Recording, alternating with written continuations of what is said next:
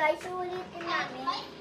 Kasi, sabi niya kasi, ito pwede namin upuan, yun pala bawal na. Kasi, pwede eh. May gulo na yan. So, kapag inupuan mo to, yung paa mo, magiging yellow abang buhay. Kasi, gusto mo maging yellow. Tingin mo bumabakan! Pabayaan mo na. Bibigyan ko na. Ano to? Ugasan mo yan, ubusan mo yan. Ito, paint? Oo. Ito nga. Naging yellow paint ako.